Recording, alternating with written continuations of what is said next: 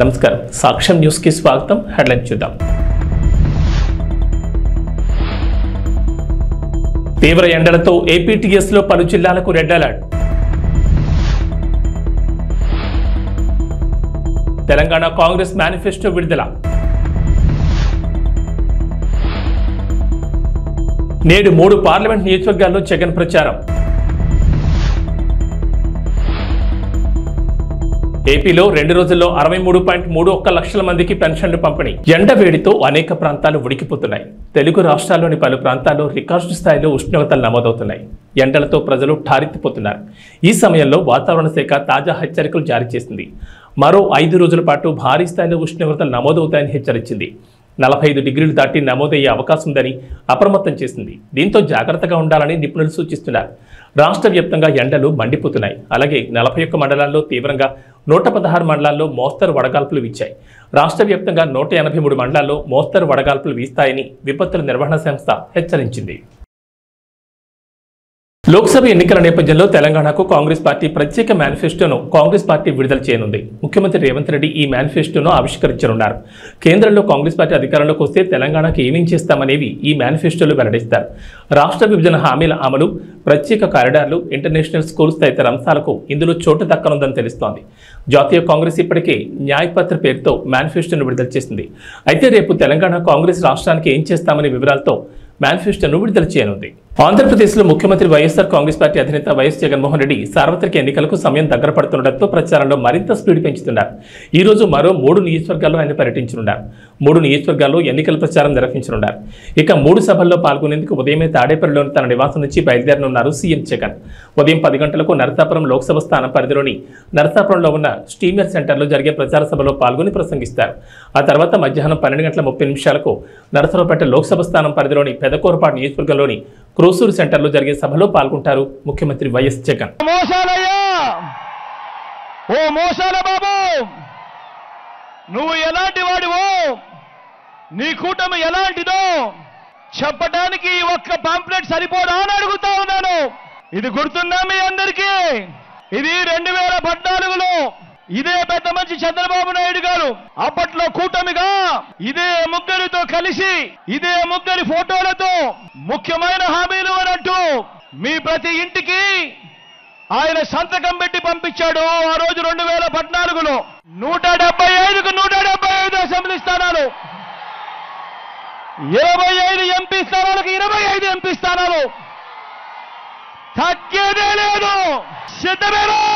ఎన్నికల సమయంలో ఆంధ్రప్రదేశ్లో పెన్షన్ వ్యవహారం హాట్ టాపిక్ గా మారిపోయింది. గత నెలలో సచివాలయం దగ్గర వృద్ధులు, పెన్షన్దారులు పడిగాపులు పడాల్సిరాగా ఇక ఈ నెల చాలా మందికి బ్యాంకుల్లో నగదు జమ చేసింది ప్రభుత్వం. అయితే ఆ డబ్బుల కోసం బ్యాంకుల దగ్గర భారీ క్యూలు దర్శనమిచ్చాయి. ఒక్కసారిగా బ్యాంకులకు దగ్గరకు పెద్ద ఎత్తున తరలి రావడంతో వారికి పెన్షన్లు పంపిణీ చేయడం బ్యాంకర్లకు సవాలుగా మారింది. మరోవైపు కొన్ని సాంకేతిక కారణాలతో డబ్బులు తీసుకోకుండా వృద్ధులు వెనుదిరికి వెళ్లిపోవాల్సి వచ్చింది. మే 1వ తేదీన ప్రారంభమైన పెన్షన్ల పంపిణీ ఈ రోజు కూడా బ్యాంక్ ఖాతాలో జమ చేయనున్నారు. ఇక బ్యాంక్ ఖాతాలో సొమ్ములు జమ కాని వారికి మే 4వ తేదీన అంటే రేపు గ్రామ వార్డు సచివాలయ ఉద్యోగుల ద్వారా ఇంటింటికి పంపిణీ చేయనున్నారు. మహిళా కమిషన్లోని 223 మంది మహిళా ఉద్యోగులను తొలగిస్తూ తాజాగా ఢిల్లీ లెఫ్టినెంట్ గవర్నర్ వీకే సక్సేనా కీలక నిర్ణయం తీసుకున్నారు. ఆమ్ ఆద్మీ పార్టీ ఎంపీ స్వాతి మలివాల్ ఢిల్లీ మహిళా కమిషన్ చైర్పర్సన్గా ఉన్న సమయంలో ఈ నియామకాలు నిబంధనలు ఉల్లంఘించాయని గవర్నర్ అన్నారు. కాంట్రాక్ట్ ఉద్యోగులను తొలగిస్తే మహిళా కమిషన్ను మూసివేయాలని లెఫ్టినెంట్ గవర్నర్ ఆదేశించడంపై స్వాతి మలివాల్ ఆందోళన వ్యక్తం చేశారు. ఆయన ప్రకారం కమిషన్లో 90 మంది ఉద్యోగులున్నారు. వారిలో 8 మంది ప్రభుత్వ ఉద్యోగులున్నారు. మిగిలిన వాళ్ళందరూ 3 నెలల ఒప్పందం ఉంటుంది. ఈ మహిళా కమిషన్ రూపొందించడానికి చాలా మంది రక్తం, చెమటలు చిందించారని అన్నారు. తనను జైలుకు పంపిన మహిళా కమిషన్ మూసేసే పరిస్థితి రానివ్వబోమన్నారు. అమెరికా అధ్యక్షుడు జో బైడెన్ సంచలన కామెంట్ చేశారు. భారత్ తమ దేశంలోకి విదేశీ వలసదారులను అనుమతించేందుకు భయపడుతుందని తీవ్ర ఆరోపణ చేశారు. అందుకే భారత్ వంటి దేశాల్లో ఆర్థిక అభివృద్ధి వేగంగా లేదని చురకలంటించారు. కాగా వాషింగ్టన్లో పార్టీ నిధుల సేకరణ కార్యక్రమంలో జో బైడెన్ మాట్లాడుతూ భారత్, జపాన్, చైనా, రష్యా దేశాలపై విరుచుకుపడ్డారు. ఈ దేశాలు విదేశీ వలసదారులను తమ దేశంలోకి ఆహ్వానించేందుకు భయపడుతున్నాయి. అందుకే వాటి ఆర్థిక వ్యవస్థలు వేగంగా వృద్ధి చెందకుండా ఇబ్బంది పడుతున్నాయన్నారు. కానీ అమెరికా విదేశీ వలసదారులను స్వాగతిస్తున్నారు. ఈ కారణంగానే వారు దేశ ఆర్థిక వ్యవస్థ బలోపేతమయ్యేందుకు కృషి చేస్తూ ఉంటారని చెప్పుకొచ్చారు. తీవ్ర ఎండలతో ఎప్పుడూ ఉక్కిరిబిక్కిరయ్యే ఎడారి దేశం యునైటెడ్ అరబ్ ఎమిరేట్స్లో ఇటీవల అనూహ్య వాతావరణ మార్పులు చోటు చేసుకుంటున్నాయి. గత నెలలో ఈ ఎడారి దేశాన్ని కుంభవృష్టి వణికించగా తాజాగా మరోసారి ఇక్కడ వర్షాలు కురుస్తున్నాయి. దీంతో ఇప్పటికే పలు అంతర్జాతీయ విమాన సర్వీసులు రద్దయ్యాయి. బుధవారం రాత్రి నుంచి యుఏఈ వ్యాప్తంగా వాతావరణం మారిపోయింది. దుబాయ్, అబుదాబి సహా పలు నగరాల్లో ఈదురుగాలులు, ఉరుములు, మెరుపులతో కూడిన వర్షాలు కురుస్తున్నాయి. పలు చోట్ల లోతట్టు ప్రాంతాలు జలమయమయ్యాయి. ఫలితంగా దుబాయ్ అంతర్జాతీయ ఎయిర్పోర్ట్లో పలు విమానాలు రద్దయ్యాయి. కొన్ని ఆలస్యంగా నడుస్తున్నాయి. శుక్రవారం వర్షాలు కొనసాగే అవకాశం ఉందని వాతావరణ శాఖ అధికారులు అంచనా వేస్తున్నారు.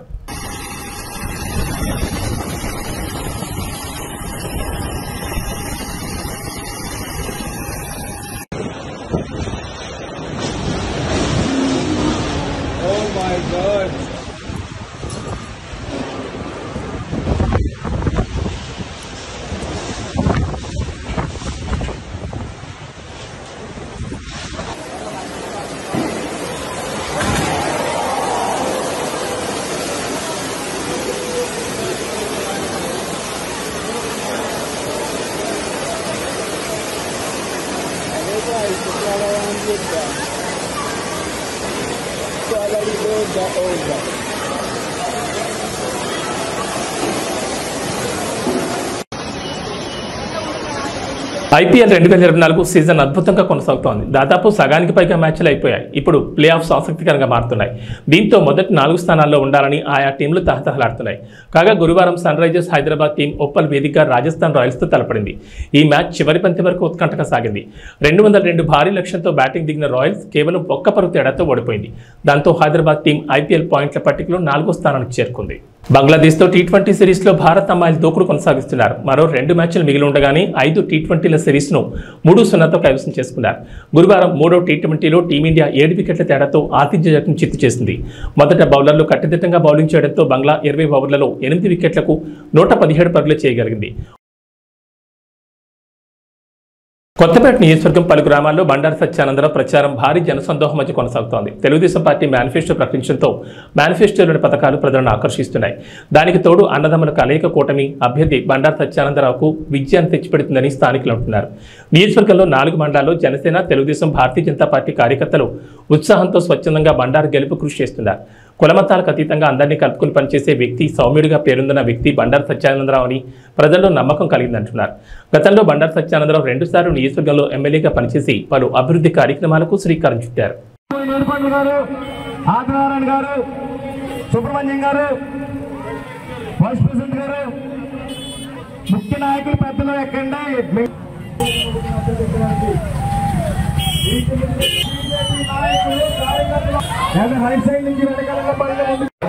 రోడ్లు కానీ, ఇళ్ల స్థలాలు కానీ, ఇల్లు కానీ, ట్రైన్లు కానీ, ఇటువంటి అన్ని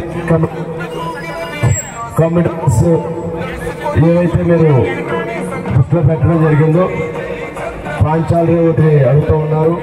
ఇవన్నీ తప్పనిసరిగా పూర్తి చేద్దామని మీకు తెలియజేసుకుంటూ, ఇదే విధమైన అభిమానంతో రేపు మే 13 జరిగే ఎన్నికలు నాకు ఒక ఓటు, బాలయ్య గారి అబ్బాయి హరీష్ మాధురి గారు ఎంపీ అభ్యర్థి ఆయనకు ఒక ఓటు, 2 ఓట్లు కూడా సైకిల్ ఓటేసి గెలిపించాలని కోరుకుంటూ అందరికీ మరొకసారి నా కృతజ్ఞతలు తెలియజేసుకుంటాం.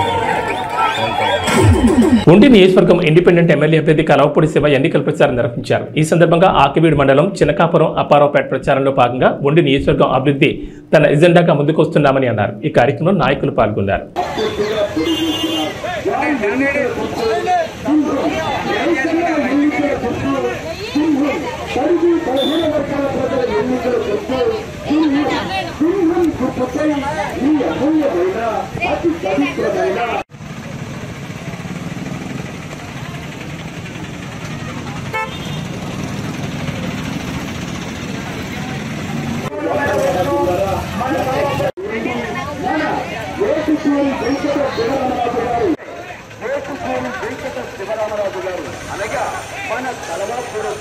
ముద్రగడ పద్మనాభం వ్యవహార శైలిని కూతురు క్రాంతి వ్యతిరేకించారు. కేవలం పవన్ కళ్యాణ్ తిట్టడానికే ముద్రగడని జగన్ వాడుతున్నారని ఆవేదన వ్యక్తం చేశారు. పిఠాపురంలో పవన్ కళ్యాణ్ గెలుపు కోసం తన వంతు కృషి చేస్తానని తెలిపారు. అందరికీ నమస్కారం. నేను క్రాంతి బార్లపూడి, ముద్రగడ పద్మనాభం గారి అమ్మాయిని. పిఠాపురంలో పవన్ కళ్యాణ్ గారిని ఓడించడానికి వైసీపీ నాయకులు ఎన్ని చేయాలో అని చేస్తున్నారు.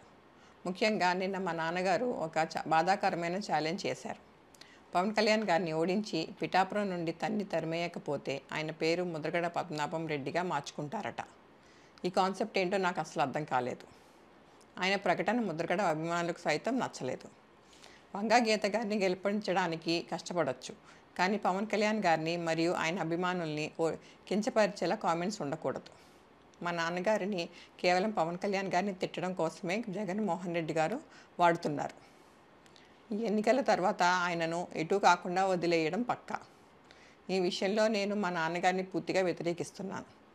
నేను పవన్ కళ్యాణ్ గారి గెలుపు కోసం నా వంతు కృషి నేను చేస్తాను. నమస్కారం. ఎట్టకేలకు శంషాబాద్ విమానాశ్రయంలో ఏర్పాటు చేసిన బోనులో చిరుత చిక్కింది. 5 రోజులుగా చిరుత కోసం అటవీశాఖ అధికారులు గాలింపు చర్యలు చేపట్టారు. దీన్ని పట్టుకోవడానికి 5 బోన్లు 20 కెమెరాలు ఏర్పాటు చేశారు. ఈ చిరుతను నెహ్రూ జూ పార్కు తరలించనున్నారు. జూలో దీని ఆరోగ్య పరిస్థితిని పరిశీలించి అమరాబాద్ టైగర్ రిజర్వ్కు తరలించనున్నట్లు అటవీశాఖ అధికారులు తెలిపారు. చిరుతపులు చిక్కడంతో పరిసర గ్రామాల ప్రజలు ఊపిరి పీల్చుకున్నారు. 5 రోజులుగా వీళ్లంతా ప్రాణభయంతో గడిపారు. चलो चलो सर, वी विल मूव. कम.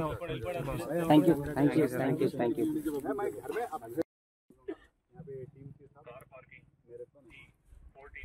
चलो चलो sir, we will move. Come. Thank you thank you thank you thank you.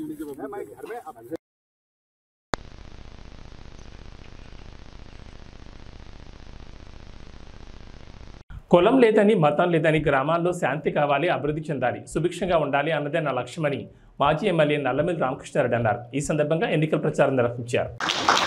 అదేవిధంగా పెదపూడి మండలం నుంచి రామశేఖర్ గారు కూడా కొన్ని విషయాలు చెప్పారు. ముఖ్యంగా వాళ్ళ గ్రామంలో జరిగిన దాడుల గురించి చెప్పారు. వాళ్ళ గ్రామం ఎంత అరాచకమైన గ్రామం ఆయనకి తెలుసు, అందరికీ తెలుసు. నేను శాసనసభ్యుడిగా ఎన్నికైన తర్వాత ఆ దాడుల్ని ఎంత సమర్థవంతంగా అణిచివేశానో కూడా వారికి తెలుసు.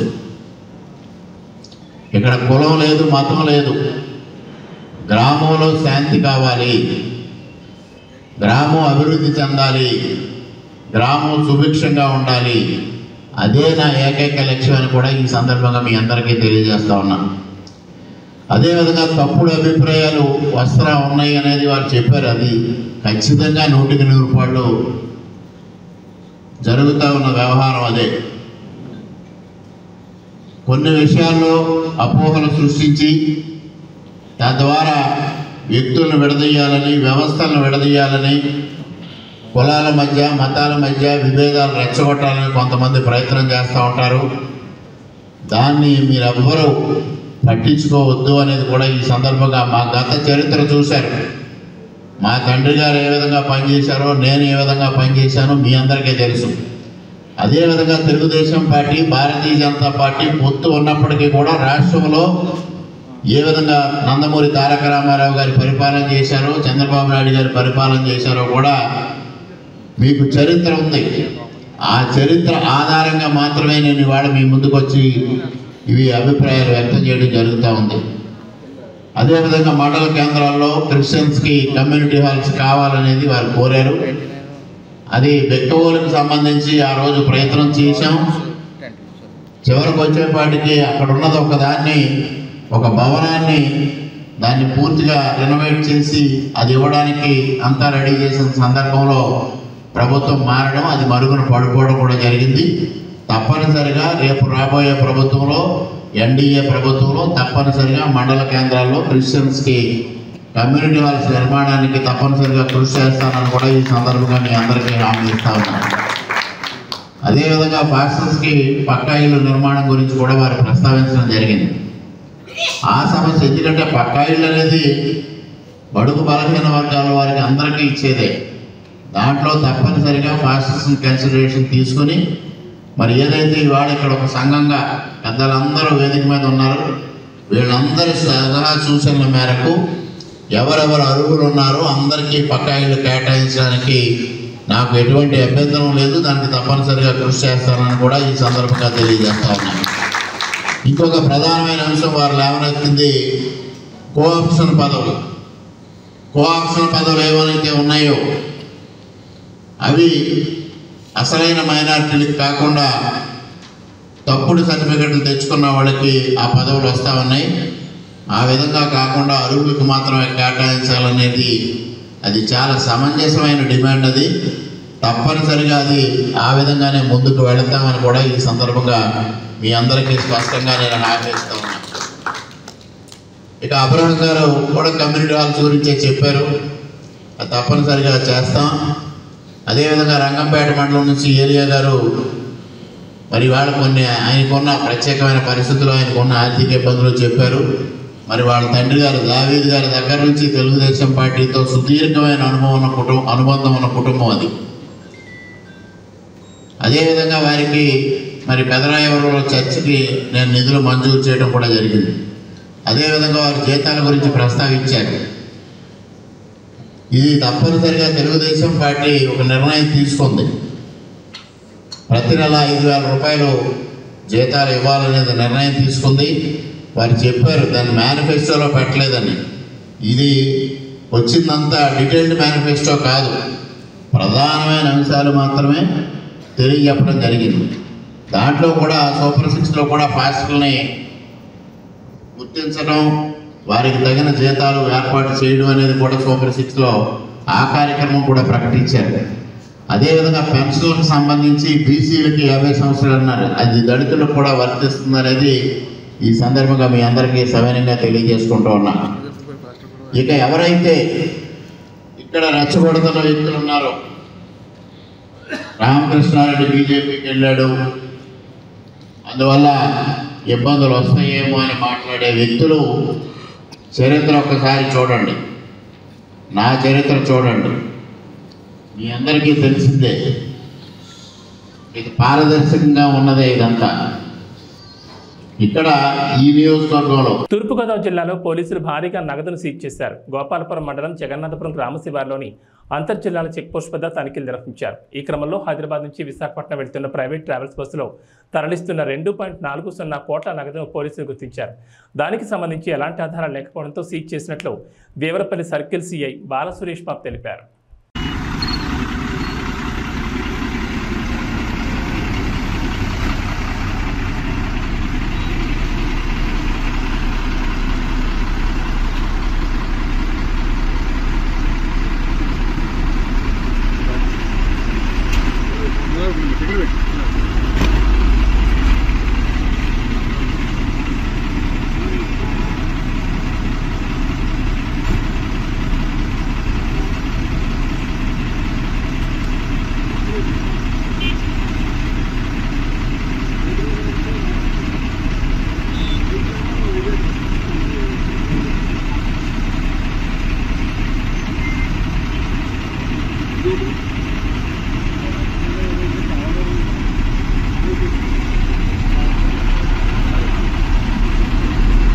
అనపర్తి మండలం పేరా రామచంద్రపురం గ్రామంలో అనపర్తి శాసనసభ్యులు డాక్టర్ సత్తి సూర్యనారాయణ కుమారుడు ప్రముఖ యూరాలజిస్ట్ డాక్టర్ సత్తి గౌతమ్ రెడ్డి ఎన్నికల ప్రచారం నిర్వహిస్తున్నారు. ఈ సందర్భంగా గడప గడపకు వెళ్లి ముఖ్యమంత్రి వైఎస్ జగన్మోహన్ రెడ్డి ఆధ్వర్యంలో సత్తి సూర్యనారాయణ రెడ్డి చేసిన అభివృద్ధి సంక్షేమ కార్యక్రమాలను వివరించారు.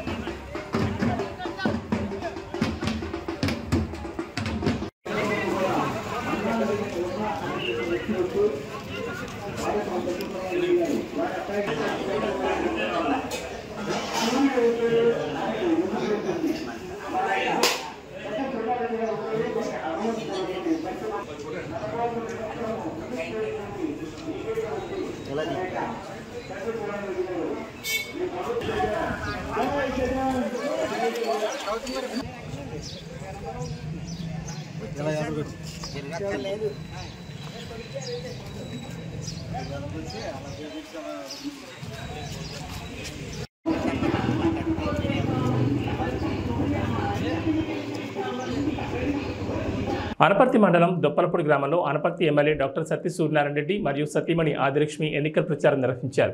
ఈ సందర్భంగా గడప గడపకు వెళ్లి ముఖ్యమంత్రి వైఎస్ జగన్మోహన్ రెడ్డి చేసిన అభివృద్ధి సంక్షేమ కార్యక్రమాలను వివరించారు. చేయడానికి మీరు కృప చూపించారు. మీరు స్తోత్రాలు. మళ్ళీ ఇప్పుడు నేను ఎలక్షన్ కొరకు నీ బిడ్డలు నిలబడి ఉంటుండగా దేవా నీ బిడ్డల పక్షంగా మీరు ఉండండి. చక్కని నాయన నా తండ్రి పరిపాలన మీరు నాయన జరగడానికి సహాయం చేస్తారు. అలాగే ప్రభు ఈ సంవత్సరం కూడా నాయన బిడ్డలు నా తండ్రి అత్యధికమైనటువంటి మెజారిటీతో నాయన నీ బిడ్డలు గెలవడానికి మీరు సహాయం దయచేయండి. దానికి ప్రజలందరూ కూడా ప్రోత్సాహకరంగా ఉండడానికి సహాయం దయచేయండి. నీ స్తోత్రాలు. ఒక మంచి నాయకుల్ని మేము ఎన్నుకోవడానికి ప్రభువా నాయన ప్రతి ఒక్కరికి నీ జ్ఞానమును ఆలోచన మీరు దయచేయవలసిందిగా నేను అడుగుచున్నాం. నైనా ప్రతిరోజు కూడా మా అధికారుల కొరకు నైనా అందరి కొరకు మేము ప్రార్థన చేస్తున్నాం. ఇదిగో నీ బిడ్డల నిమిత్తమై ఇప్పుడు ప్రార్థిస్తుంటుండగా దేవా నీ బిడ్డలను మీరు దీవించండి, ఆశీర్వదించండి, వారి ఆలోచనలన్నింటినీ సఫలపరచండి. వీరితో ప్రయాణం చేస్తున్న బిడ్డలందరికీ మీ కాపుదలు ఇచ్చి నడిపించండి. నైనా నా తండ్రి అత్యధికమైనటువంటి మెజారిటీతో నీ బిడ్డలు గెలవడానికి సహాయం దయచేయండి. యాడికి మండలంలోని వేములపాడు, నగరూరు గ్రామాల్లో రోడ్ షోను తాడిపత్రి నియోజకవర్గ టీడీపీ అభ్యర్థి జేసీ అసెంబ్లీ నిర్వహించారు.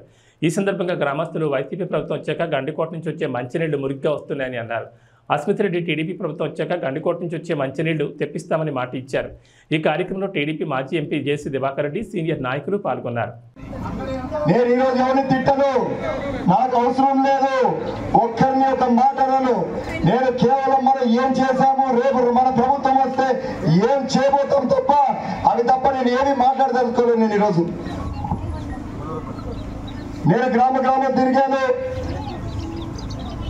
దాదాపు 1994, 95 ఆ ప్రాంతంలోనే ఎప్పుడైతే పెదనాన్న గారు రోడ్స్ అండ్ బిల్డింగ్ మినిస్టర్ ఉన్నాడు అప్పుడే మీకు ప్రతి గ్రామానికి రోడ్లు వేశారు. అవునా కాదా? ఎక్కడా లేని విధంగా ఎక్కడి నుంచో ప్రతిసారి ప్రతి ఊర్లో కొత్త కోడ్లు వచ్చారు. కొత్తగా వచ్చిన వాళ్ళు ఉన్నారు ఊళ్ళలో. వాళ్ళని అడగండి, మీరు మీ ఊర్లలో ఎప్పుడు మీకు రోడ్లు వచ్చాయని ఎవరైనా చెప్పాలంటే దాంట్లో 5 ఏళ్ళ 10 ఏళ్ల కిందటనే. కానీ దాదాపు మనం 30 ఏళ్ల కిందటే తార్ రోడ్లు అయితేనేమి, సిమెంట్ రోడ్లు అయితేనేమి ప్రతి గ్రామానికి కనెక్టివిటీ చేసాం. అవునా కాదో చెప్పండి మీరు అందరితో.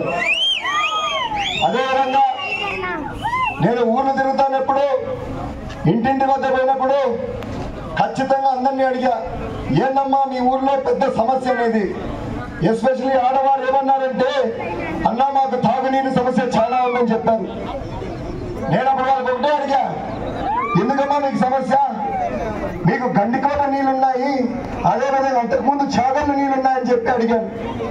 వాళ్ళు ఒకటే అడిగారు నాతో, అన్నా మాకు గండికోట నీళ్ళున్నాయి కానీ గండికోట నీళ్ళలో చాలా మురికి వస్తుందని చెప్పారు.